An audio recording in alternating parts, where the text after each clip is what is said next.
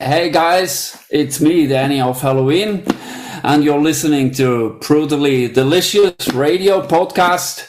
And yeah, have fun listening to it, and can't wait to see you live wherever it will be. 1, 2, 3, 4. The Brutally Delicious Podcast.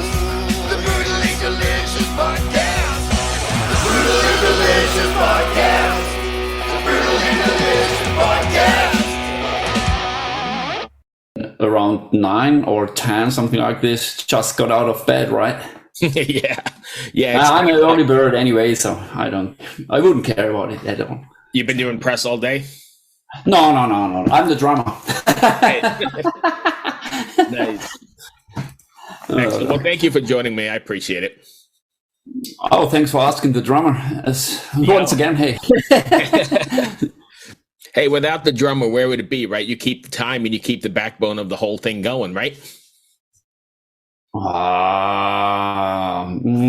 Yeah, seduce me. Yes. Right. Whatever. So, I'm buttering you up for a good conversation here. So let's talk about Halloween then. I guess. Okay, let's take some questions. So let's start with, you guys are getting ready to go out on tour again, right? Yeah. We just have had a break, or still have a break. It's about 3 months already, so yeah. But I know you're coming at the end of March. Yeah. What's it like? At the end of the March, we're going to start rehearsals and then enter the stage again, and can't wait. But I have to bite the bullets until then, so can't wait. Yeah. What's it like finally being able to get back out on the road and play, almost like normal? Yeah, I mean, it's really during that special period of time.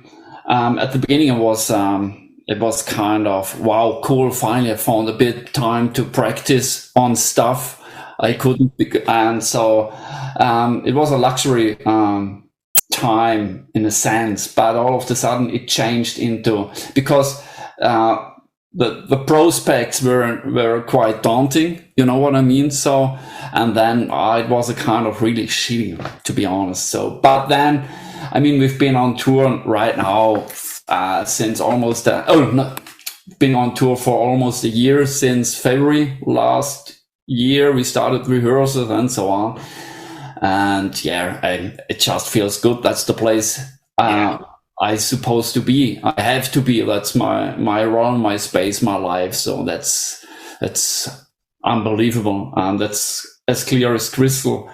Yeah, no doubt about it. Were you nervous at all to get back out there? Not really. I would say nervous, neither stage fright, whatever, but it was a kind of, it was a journey, like tripping down memory lane, it was like, so, it was like deja vu. Right. And we were kind of a tense was going on, because we were kind of flustered, but not nervous in a sense, because going out on stage, and then we'll see how the live world has changed. That was the most important point back then, because the world has changed since that thing took place, and we didn't know how it had been changed for us. For the live situation, so to say. Right. So. But I imagine the response from the fans was crazy, or still is crazy, right? Because they've been locked up for so long and been not able to go, that the energy must be insane. Yeah, they completely enjoyed themselves and the situation on the concert as much as we did, and still do. And you're completely right. It doesn't matter on what part on this earth you take place with your instruments or with your band. The fans are as mental as anything, Right. to take it that way. And it has changed. The reaction of the fans has changed, quite obvious. And but on a positive way. They are more grateful for having live situations. because before that shitty time, it was like, it was like normal. It was Took it for granted. Yeah, they took it for granted, right? Thanks for helping out. and and now you can see it doesn't matter where Latin America or Germany, even Germany, which is a hard part to play for us as a German band, because the Germans are more well conducted and okay, I bought a ticket, let's entertain me, yeah. Right. And so let's come on, do better. But even those blokes, those lads from Germany are more crazier than before. So it's a positive change worldwide. That's great. And I imagine, and you could be the one to tell me for sure, but I imagine a Helloween show these days is multi-generational, right? Because you guys have been around so long. I mean, the band's to 84, but you've been in the band, I think, since mid-2000s, like 2005-ish? 4 or 5. Yeah. I pushed in the 20s. Yeah. So, I mean, I imagine now that the crowd is multi-generational, right? Like people like me taking my kids or grandkids or whatever to a grandkids, right? show. That's kind of cool. That's an interesting point, and that's what I can what I watch almost every concert in every hotel. Meanwhile, you have fans. They bring their sons, their complete family, sons, grandsons, and whatever. You know, it's a family happening. Meanwhile, right. So it's great. It's great having 3 generations, not decades, 3 generations in the front of your stage, and watching even the young bloods, the youngest, the grandchilds enjoying the kind of hard music or heavy metal music. So how they get exposed to that kind of music by their fathers and grandfathers, that's what I really appreciate, and what's a kind of a standout thing to me, at least. Sure. So you guys have been in it for a long, long time and considered as one of the, pillars of the, I guess, power metal, heavy metal sort of thing.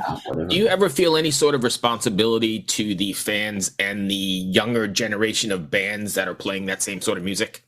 Of course. It doesn't matter if you are a musician or a sporty or whatever, you name it. So for me as a drummer in a band who is well known around the world, and of course kids growing up with me as watching me as a drummer, so I'm quite I'm really sharp my senses about that matter, being a role model, whatever. I mean, I'm not a whatever that means, right? So I'm always take care for those things. So watch what I say and try to be a good role model, as good as possible in every way, Right. Even in bad way, because the bad sides have to be pushed as well as the good sides. Sure. Okay. Fair enough. So Helloween, the self-titled, was released in 2021. Are you guys working on anything new? Or is it too early? Not yet, to be honest, not yet, because this touring process takes a lot of time. And so, but we're still talking about stuff and what could happen in the future. So down the road, you never know. So we'll see what happens, and or is going to happen or will happen, whatever. So but for sure we will do something new after that tour. And our songwriters such as Andy and Sasha, they writing all day long. I mean, as soon as the idea pops up, they catch it. Yeah. Especially Andy is a monster. He has his computer in front of his TV, and a guitar next to him, and then he's sitting there watching TV, smoking a cigar. And then he gets the idea. And boom! Here we are. Boom! And that's impressive. It's impressive. It takes me kind of aback watching him, creating ideas and song structures or even demos. And I mean, it's great. I mean, I'm really proud being a part of this band with those songwriters such as Waiki, for example. And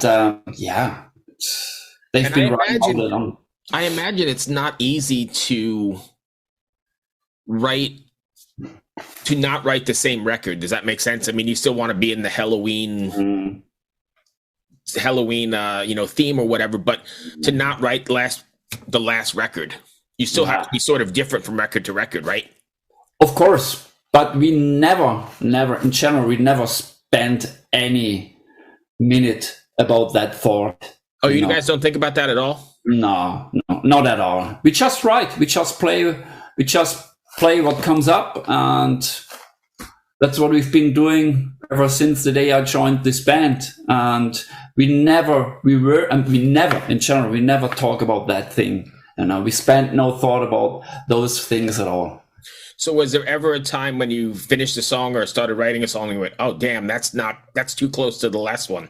We can't use it. Never, ever. Because it's always different.